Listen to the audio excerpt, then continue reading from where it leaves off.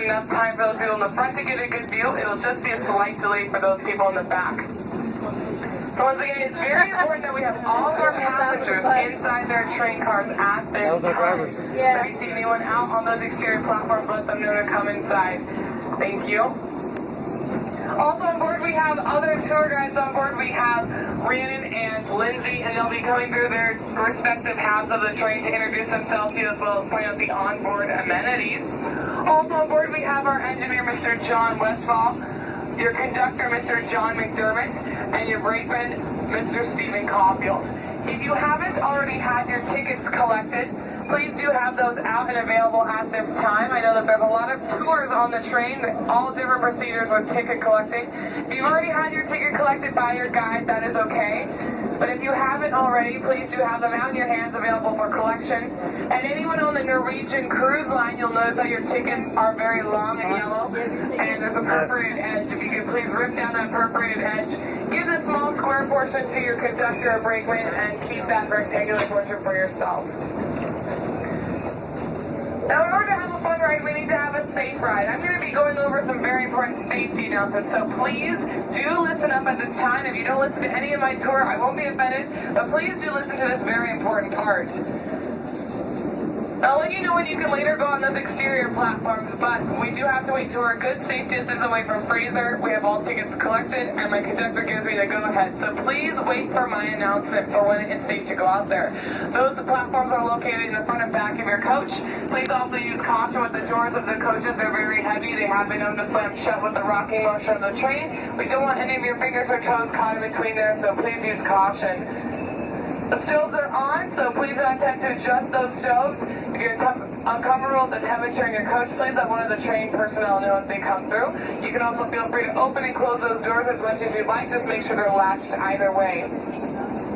This is a 100% non-smoking and non-drinking alcohol excursion, so please keep those bottles capped and those cigarettes tucked away. This goes for any electronic cigarettes as well. Children under 16 must be accompanied by an adult at all times, inside and outside on those platforms. And most importantly, folks, please do not cross from car to car.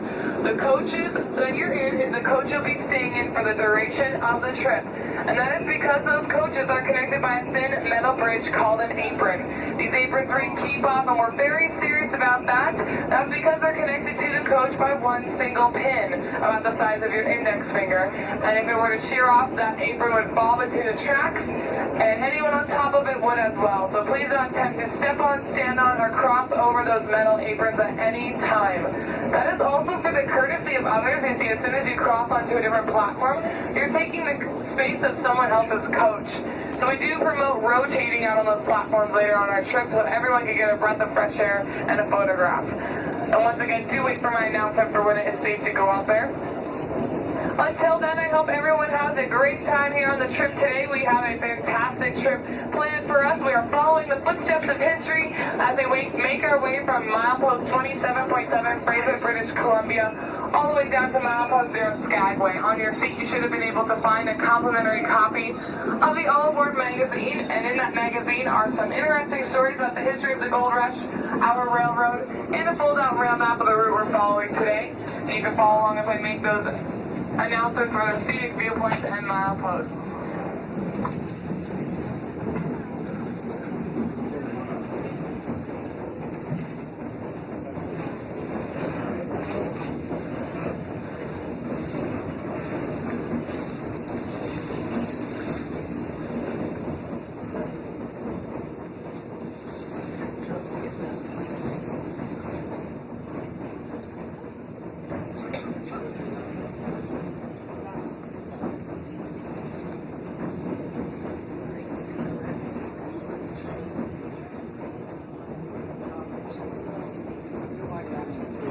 Going up the coaster.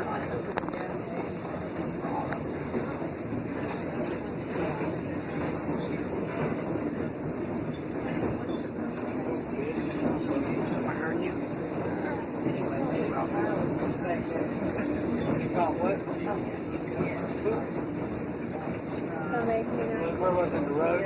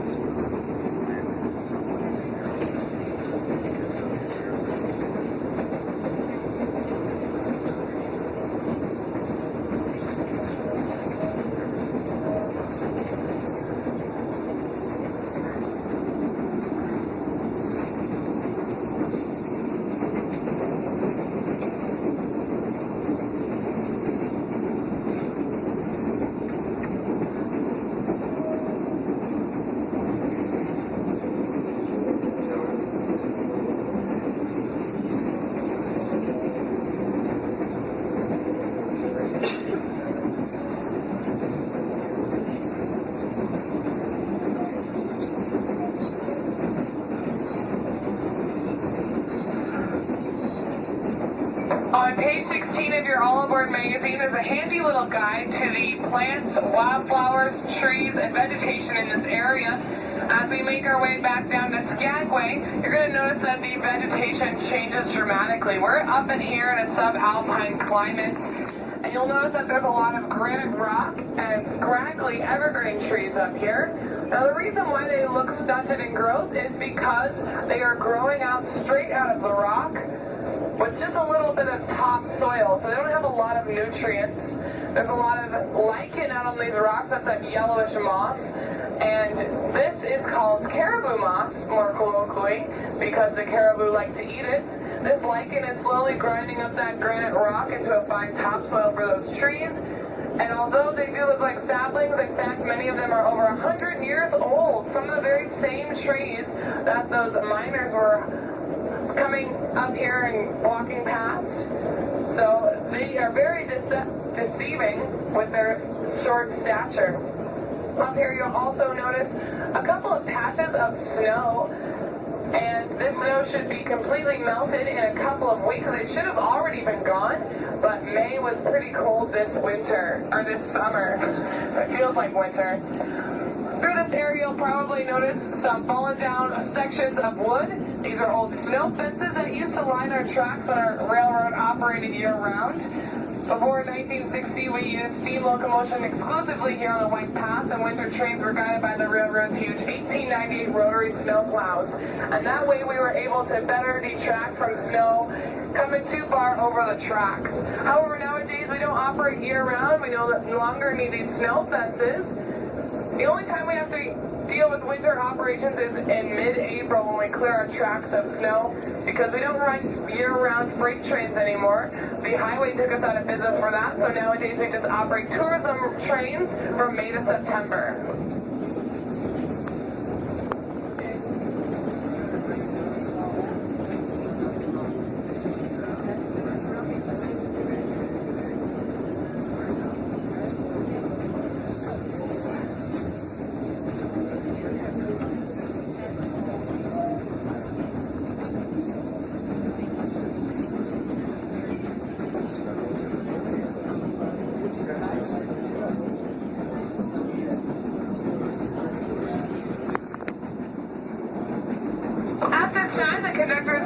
Go ahead, it's safe to go out on those exterior platforms. Please remember there are no speakers out there. The narration will be inside of your train cars. When you step out there, please make sure that you're just going on the platforms in the front and back of your coach. Please not cross from car to car. No smoking anytime. And children under 16 must be accompanied by an adult. Please also make sure you're rotating out there and sharing that limited platform space with your fellow passengers.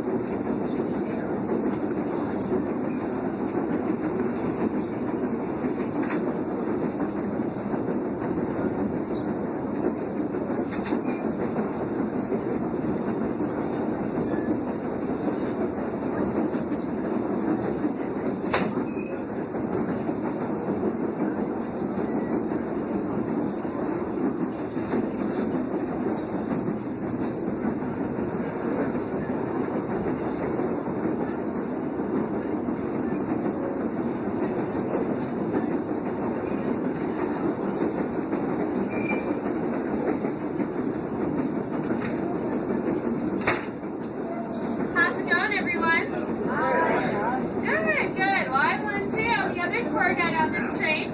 So, as Ellie tells you things on the intercom, I get to walk in and out and answer your questions. So never hesitate, that's what I'm here for. Couple things at the back of your car are containers of water and cups. So if you get thirsty, grab yourself a drink. If you drink too much, up here at the front we got a bathroom. I do have foreign language brochures in Spanish, French, Italian, German, Japanese, Korean, and Chinese.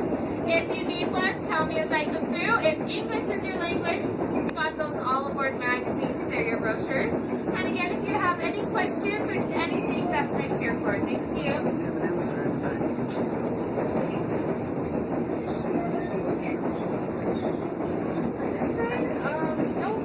There's actually There's one on this side, but I think it's covered by clouds. And I don't know if we see any at all today. If we do, they'll be on the side, but they might be a little, clouds might be covering it. As we pass by some of these patches of snow, you're probably going to notice a reddish tinge to them. And this is called red algae or watermelon algae. And that is because it rests on the topsoil. As the spring temperatures start to rise, so does that algae. And it will just rise through the snow and rest right on the surface, giving it that reddish tinge. The red algae typically rests on the topsoil, but when there's snow up through here, you can start to get a glimpse of it. It also rests on the rocks as well, and supposedly it has a fruity smell to it, that's why it's called watermelon algae, although it is not advised to eat. After you exit through this rock corridor, you're going to want to look off here to your right, and you'll be able to see a lake up here. This is Summit Lake. Summit Lake is about 3 miles long, pretty narrow, but it's 100 feet deep in some parts and home to lake trout and Arctic grayling. Imagine this area in the winter time, everything is snowed over and iced over, and that was preferable for miners during the Klondike Gold Rush. They came up here during the wintertime mostly to just slide their supplies right over the snow instead of having to portage over lakes like Summit Lake. At the edge of Summit Lake, you're going to notice a replica of the Mountie station that was used here during the Klondike Gold Rush. There's NWMP, Northwest Mounted Police, right on the front. There's a thermometer on the front as well if you're interested in what the temperature is. And this is where 5 Mounties were stationed to check off every Stampeder's 1 ton of required supplies. You'll also see in front of that a set of 5 flags in order: Canada, Yukon Territory, British Columbia, Alaska, and the United States. These are all the regions that our railroad runs through. And right after that, we will cross over the international border between Canada and the United States. You'll notice a bronze obelisk up on a hill here on the right side. And as soon as we cross over that invisible border line, we'll be in the country of the United States and the state of Alaska. So I hope everyone had a great time in Canada. To all of our American passengers, welcome back home.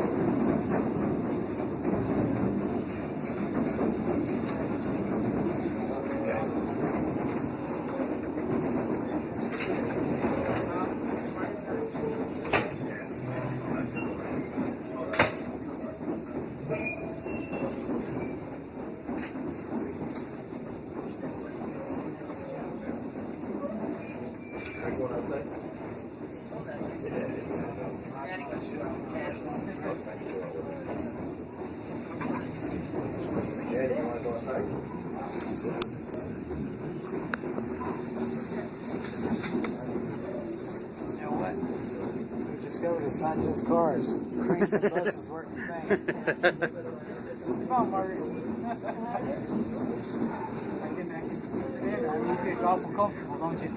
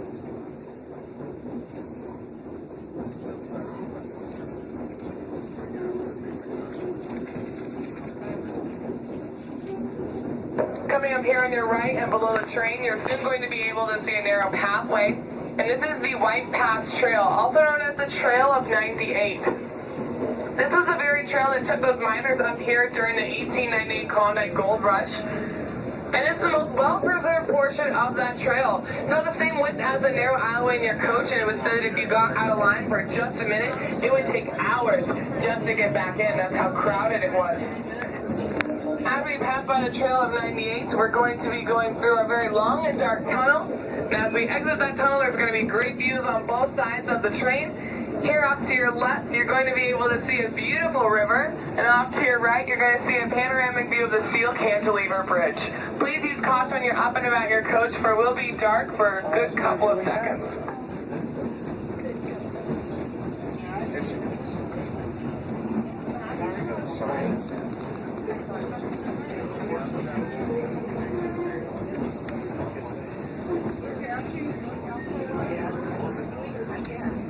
I remember seeing the steps.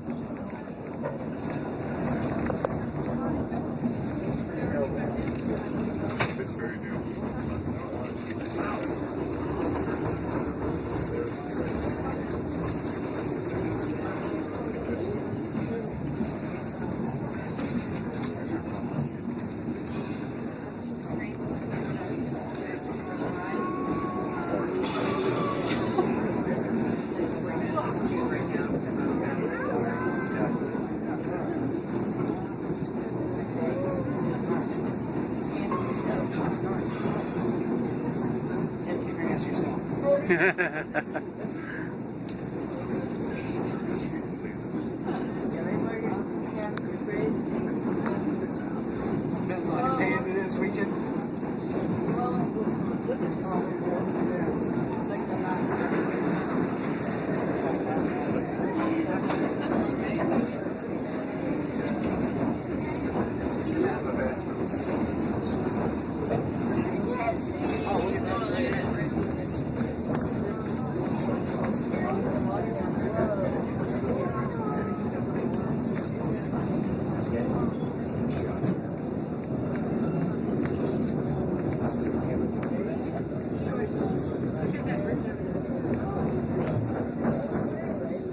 we come out of that tunnel, you'll want to again look at the steel cantilever bridge.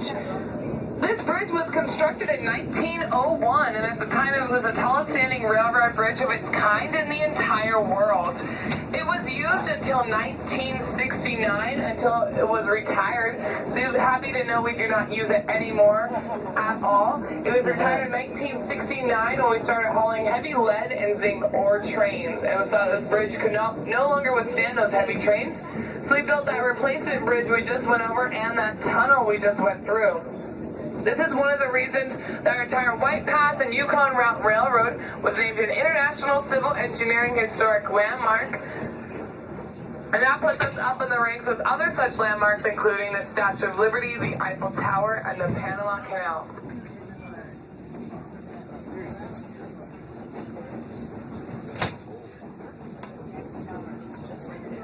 Exactly.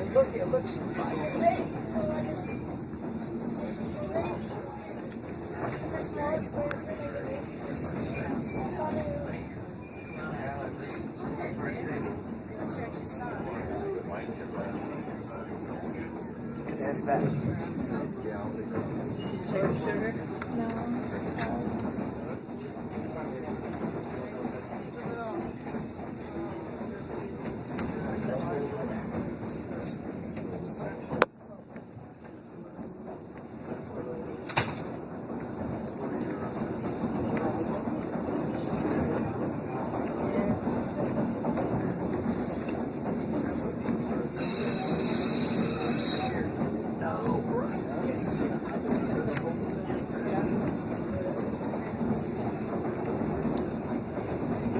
Coming up to a very sad portion of the White Pass Trail's history.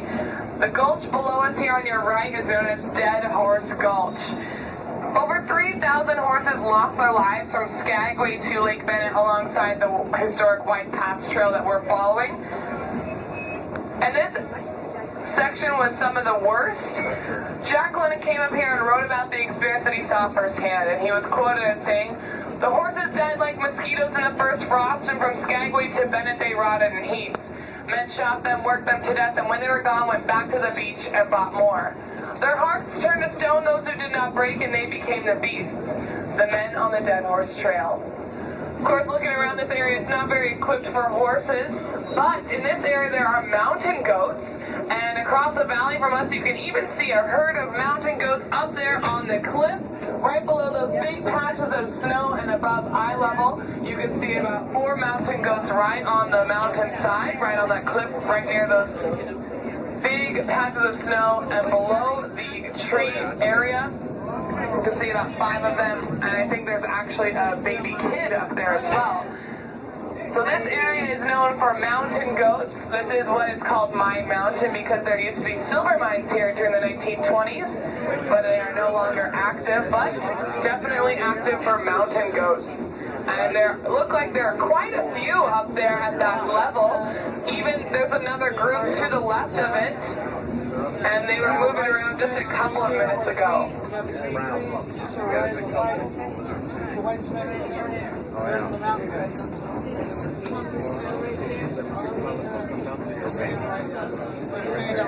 We're almost at the very top.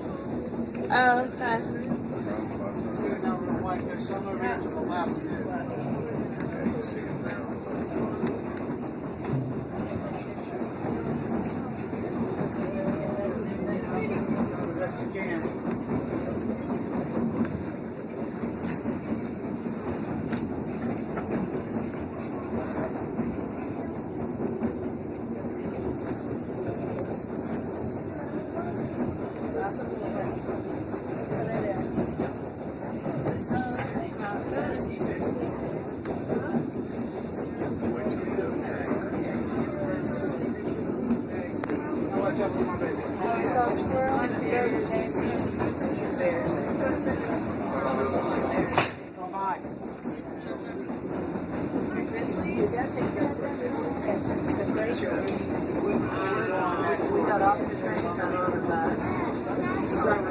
See a moose getting attacked by a grizzly. They were like 150 yards away.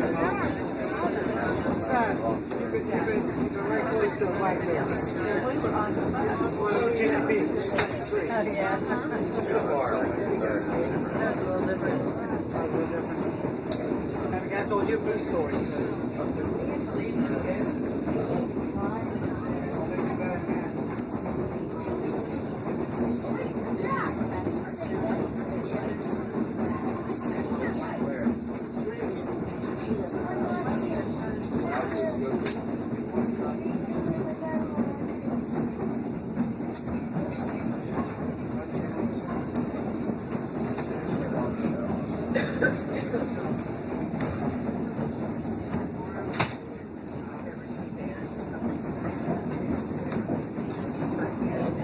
At this time, you're going to want to look ahead of you here, and you'll see this body of water emerge from between the mountains. This is known as Inspiration Point, and at the right moment, you can even see some cruise ships in port. Inspiration Point is so aptly named because on a beautiful day like today, it's absolutely inspiring. That body of water is known as the Lynn Canal. However, a canal would mean that it is man-made. In fact, it is not. It is the longest and deepest natural fjord in North America.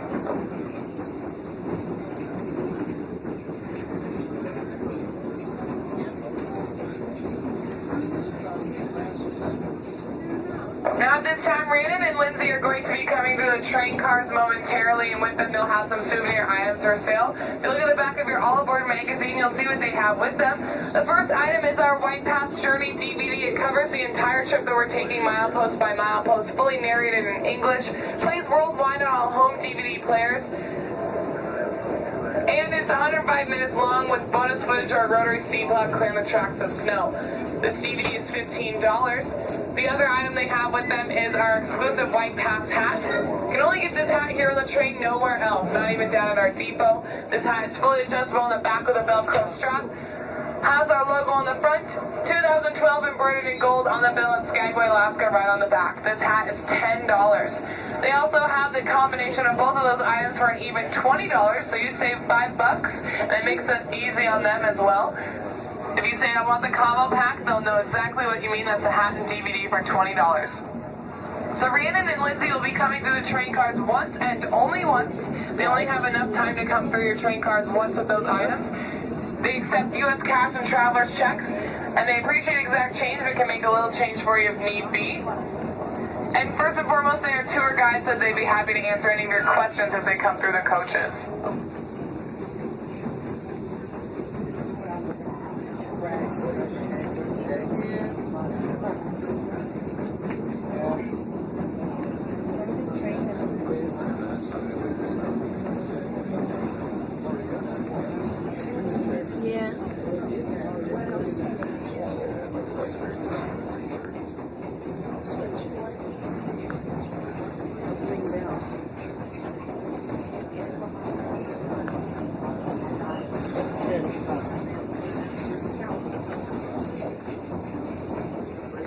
We are coming up here to our last tunnel of our trip. This tunnel was originally blasted out in the dead of winter of 1898.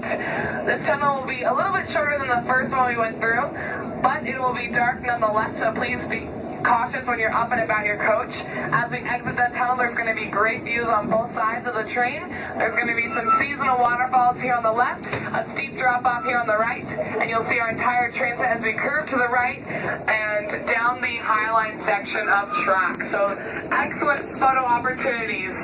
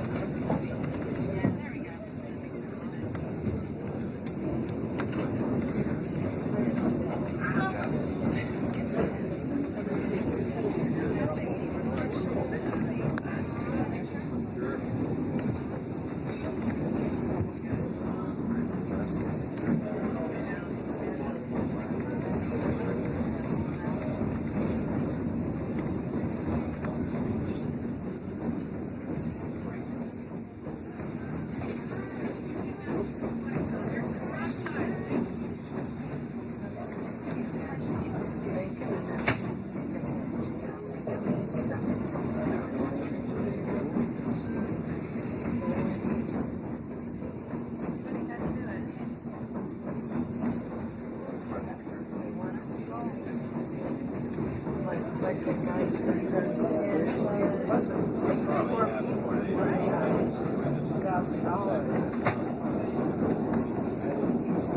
rock. Slippery rock.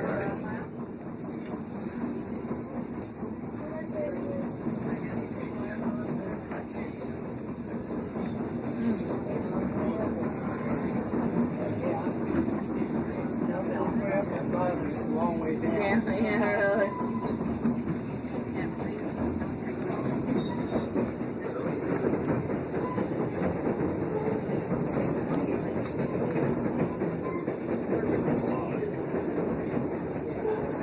I got it.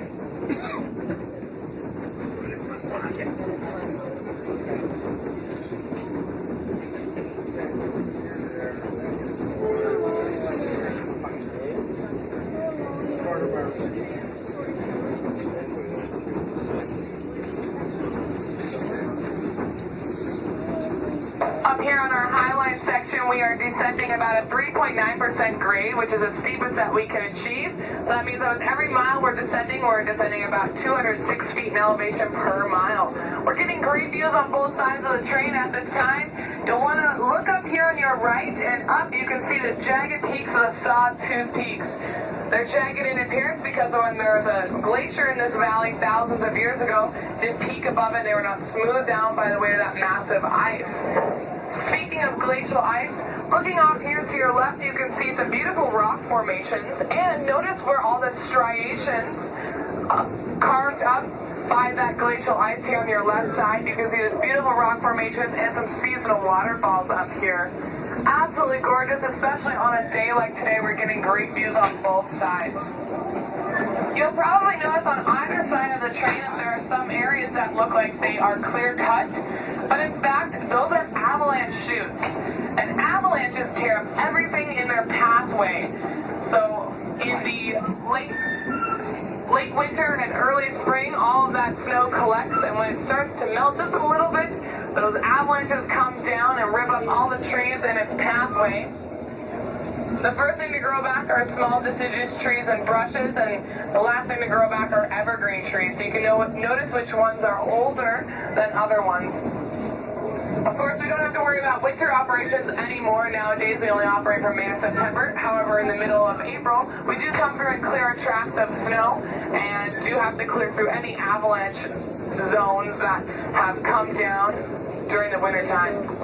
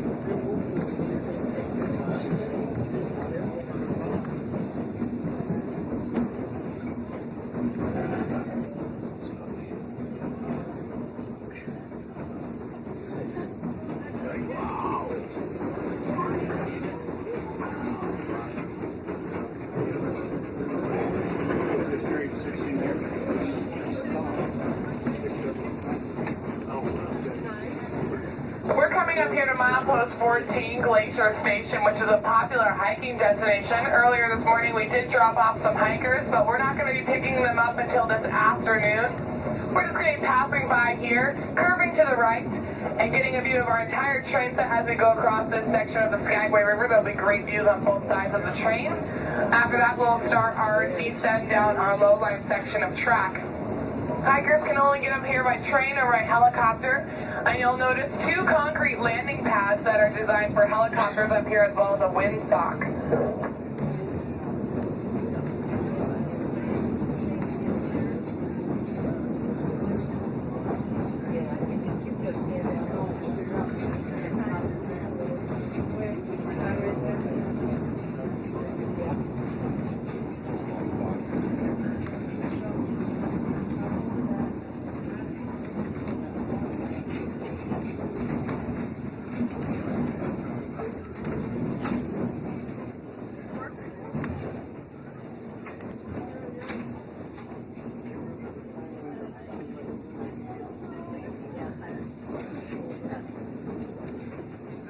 Looks like the Yukon.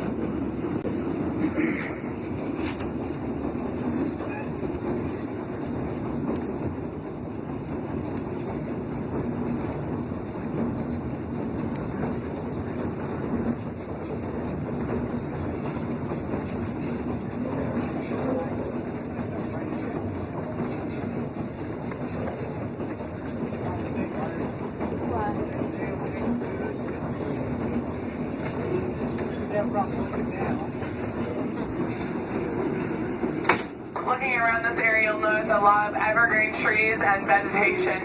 And we have 3 main types of evergreen trees throughout here. We have the western hemlock, which are flat-needled pine tree that droop down. We also do have the alpine fir, which has a very smooth bark and it's uniform in shape.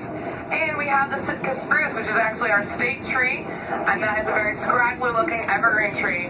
Sitka spruce is very important because it has vitamin C in the spruce tips, and during the gold rush, a lot of those miners were dying of scurvy. However, they didn't know about vitamin C back then. They just knew that there was something in those spruce tips that they needed. So they took those spruce tips and they threw it into spruce tip tea and spruce tip ale. And even now to this day, you can sample spruce tip ale down in Skagway. Around this area, you'll probably notice another plant known as Devil's Club. It looks like a big green maple leaf, and they grow in big patches. However, they are not maple leaves. These are Devil's Club, and they have thorns all over the leaves and the stalk. They're an absolute nightmare when you go hiking around here. However, they have medicinal properties as well. You can brew the Devil's Club into a tea to cure indigestion. You can also put it into a tincture to boost your immunity, or you can put it into a wound salve to cure burns. And pretty soon through here, the trees, we can come up to some clearings. You'll better be able to see the Highline section. And through those clearings, you'll also see those 3 bridges we crossed over, one including the wooden trestle that led us out of our last tunnel of our trip. So I'll be coming up here on your right momentarily, where you'll see that Highline section of track we were on just about 3 miles ago.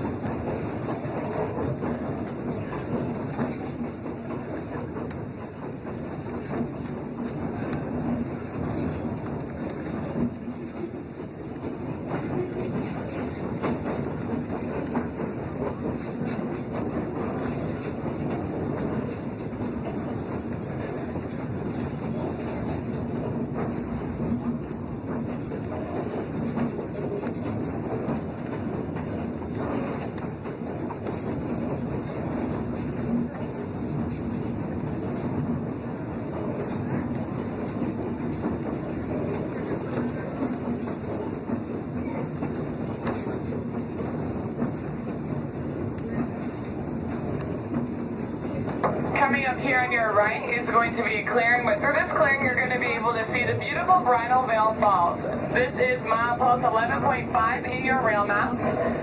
And Bridal Veil Falls cascades nearly 6,000 feet from its water source of Carmack Glacier all the way down into the Skagway River. That's what gives it that murky color, because the Skagway River is glacially fed. It has all that glacial silt coming down with it. And only here on the train can you get this view of Bridal Veil Falls, whereas if you're on the highway, you would only see a small portion. And I would like to dedicate Bridal Veil Falls to a very special couple here on board. Dennis and Sue in my car are celebrating their 20th anniversary today. So congratulations, you guys. This one's for you.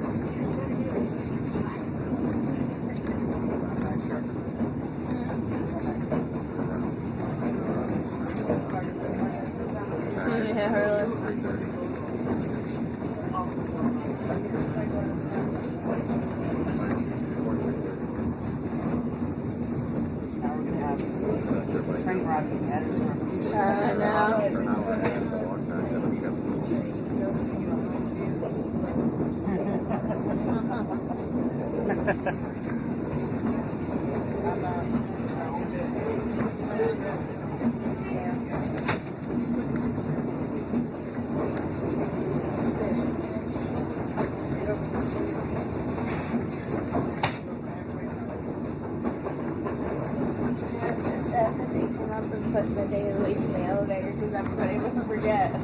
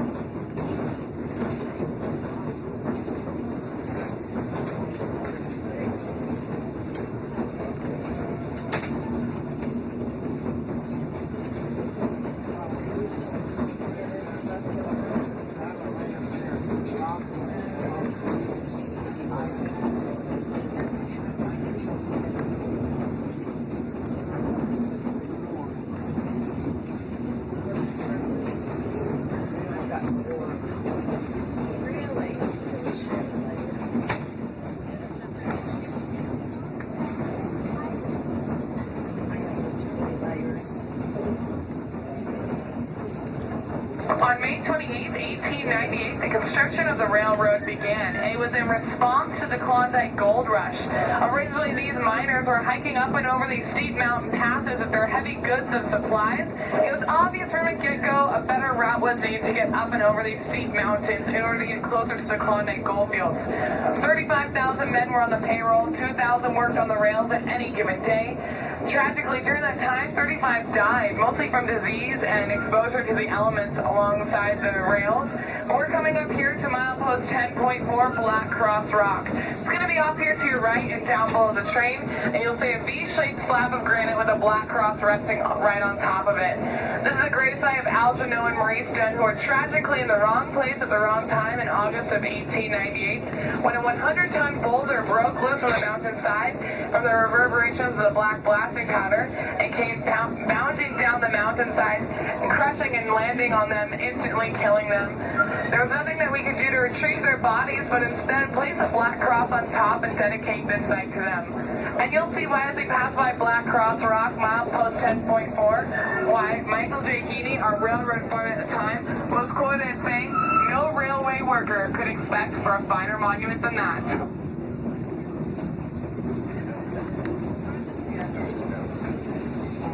There's another waterfall over there.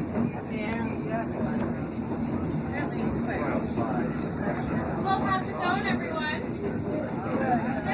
Good. Well, I'm just coming through with those souvenirs that Ellie mentioned. I'll show them to you really quick. So here's our hats. They're $10, only sold on the train, so it's proof you wrote it. Our DVDs are $15. Nice way to take a tour home with you. Together, it's an even 20, quite the steal. So if you want anything as I come through, just let me know. Tastes good?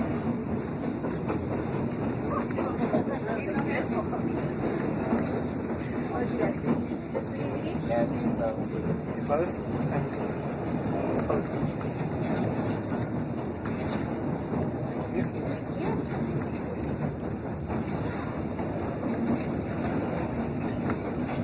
Tastes good? Thank you. Guys okay? Kind of. They have to, Dad. They have to, Dad. The hat. Dad.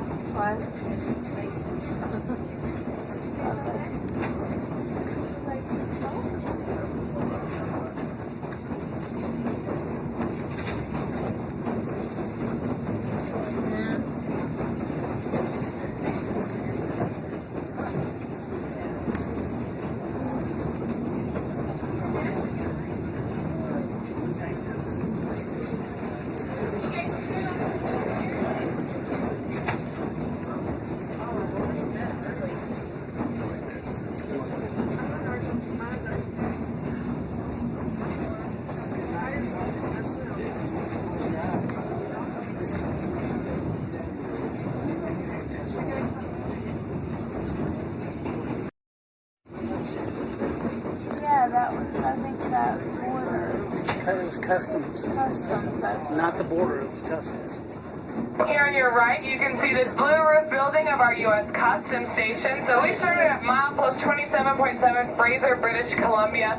That was the Canadian Customs Station. We passed by the international border at the summit, and now at milepost 8.8 is the U.S. Customs Station. It's placed here on the Klondike Highway away from the international border because of the harsh weather conditions and lack of space at the top.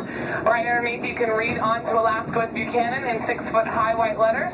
This is painted in memory of George Buchanan and the Alaskan adventure trips for kids he sponsored in the 1920s and 30s.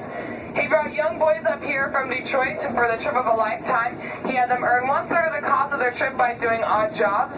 Their parents chipped in 1/3 and Buchanan covered the rest.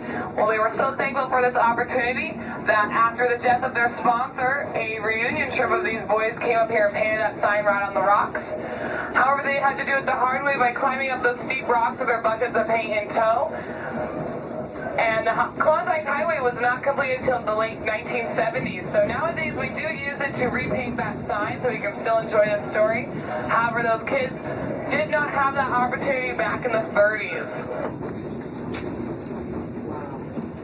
I'm up there. I was trying to hold it. Why?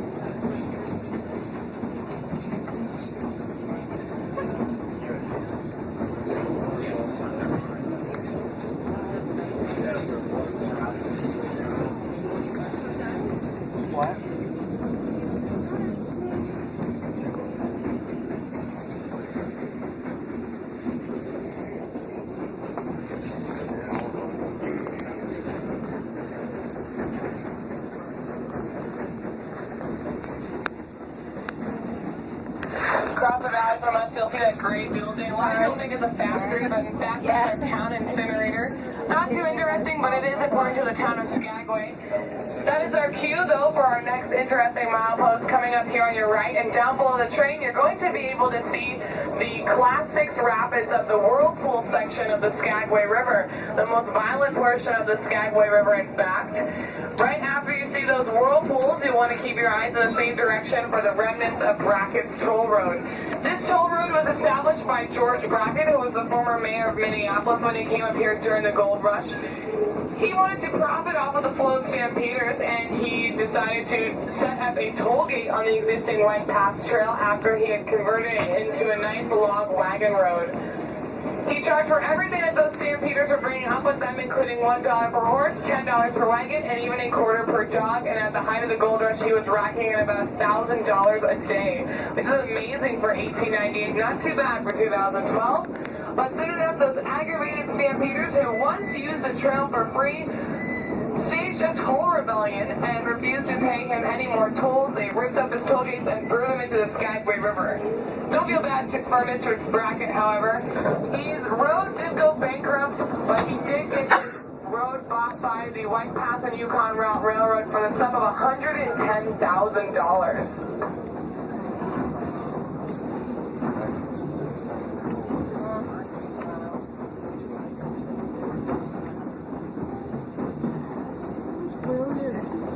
Yeah, I was leaning down on my fist.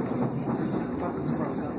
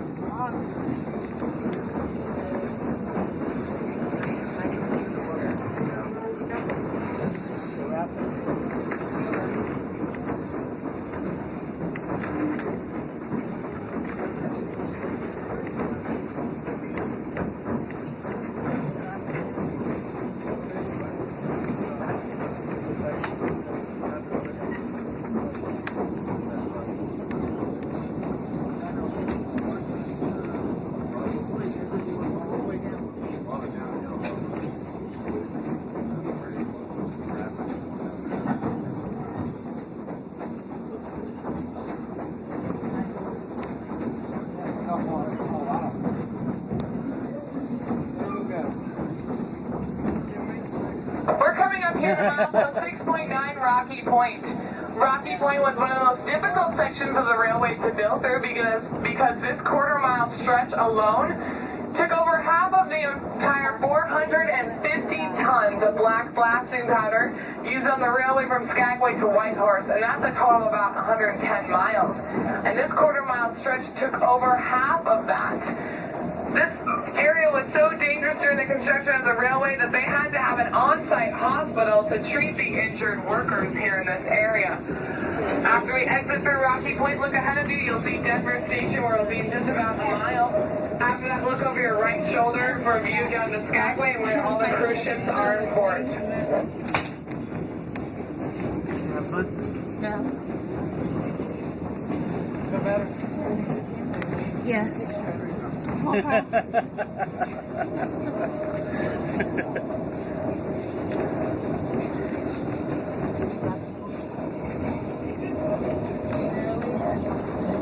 Rocky Point. Look to your right. All the way to your right. Oh wow.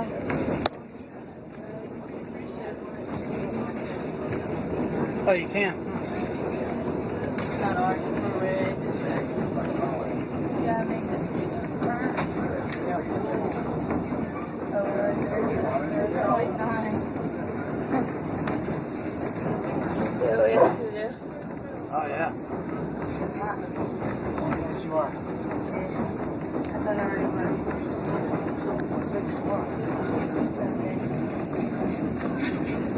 That's what you want.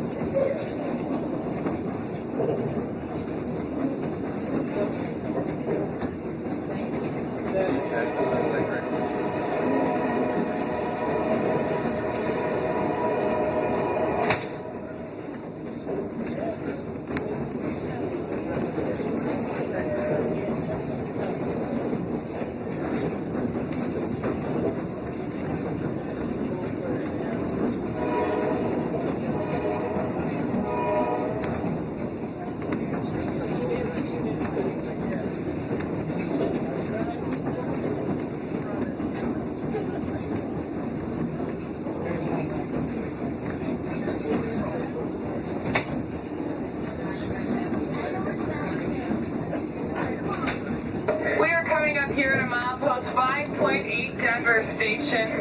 The first thing that's going to happen is we're going to curve to the right and over this east fork of the Skagway River. There's going to be great views on both sides of the train as we go across this bridge. And then after that, you're going to want to look here to your left and you'll see a red caboose.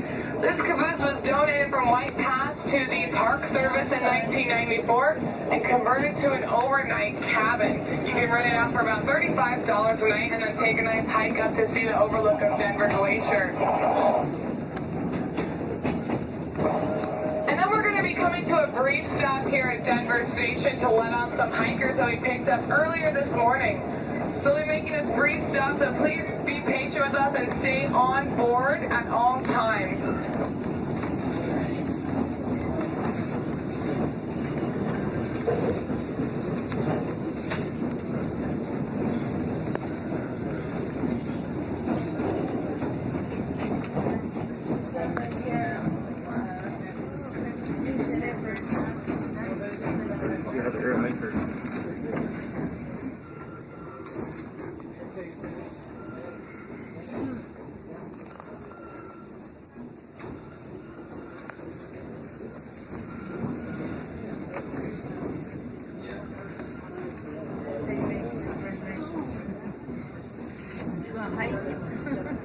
Yeah, the train's not big enough.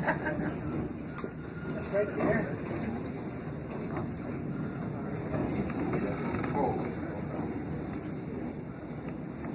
gonna be full right now, so let's go trees and see if they're catching fish.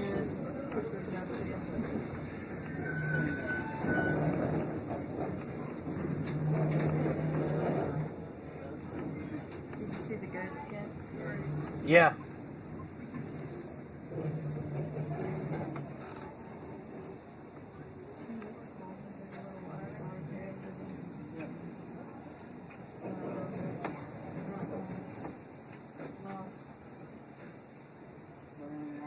Yeah, those things.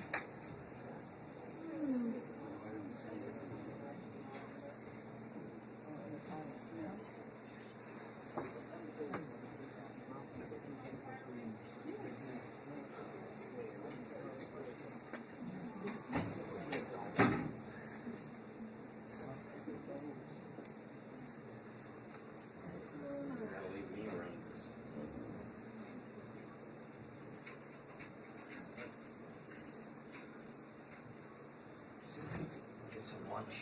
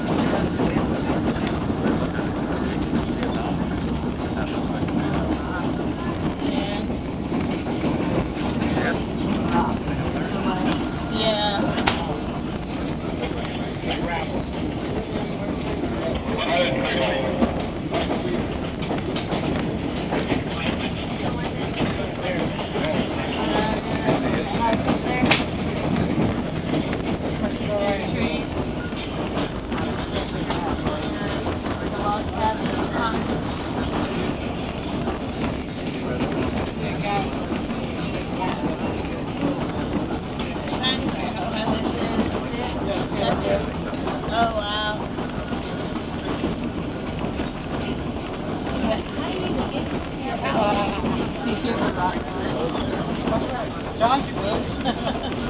They have a police restriction. He'd rather like that than me. Like something. Way strong.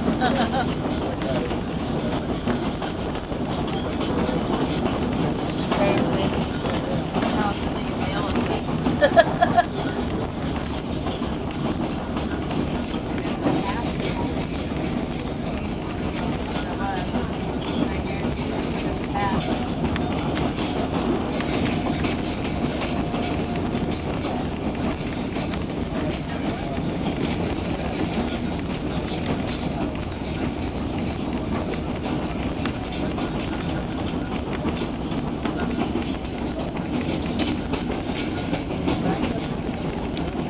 At this time, we do need to have all of our passengers back inside their train cars and seated. If you see anyone out on those exterior platforms, kindly do me a favor. If you see anyone out there, let them know it's time to come inside, take their seat, and get their passports out and ready. I'll give you a little bit of time to do this, and then I'm going to be making some very important customs announcements that everyone is going to have to hear.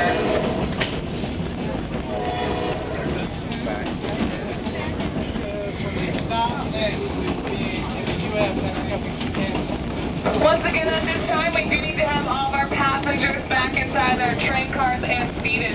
Please do me a big favor if you see anyone out on those exterior platforms, kindly let them know to come inside and take their seat, get their passports out and ready. At this time, restrooms are closed. You will find restrooms at our depot facilities where we stop in town. So from here on out, our restrooms are closed because it is impossible for a customs official to check your documents behind a closed and locked door. Please flip your passport open to the picture page. Please remove any sunglasses that may obscure your beautiful face from your photograph. Also, please stow any cameras so as to refrain from taking a picture of that customs official. It is prohibited to take photos of that customs official. It is considered a security threat.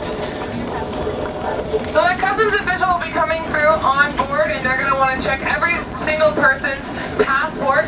When they come through, please hold that passport up to your face to better identify your face to your photograph. If you're from a country other than the United States or Canada, you can please also have your finger on your most recent U.S. entry stamp. That would also better expedite the process of identifying passports. When we pull into the depot, we're going to be making a series of stops, and we ask that you please wait for that final stop for when it is safe to get off the train. Our conductor and brakeman will then let down the steps, and as soon as they let down the steps, that'll be your time to offload, of course, after you've been fully cleared by that customs official. So please wait for that final stop for your customs official to completely clear your coach, and then for the steps we let down for when it is safe to offload at our depot. Once again, at our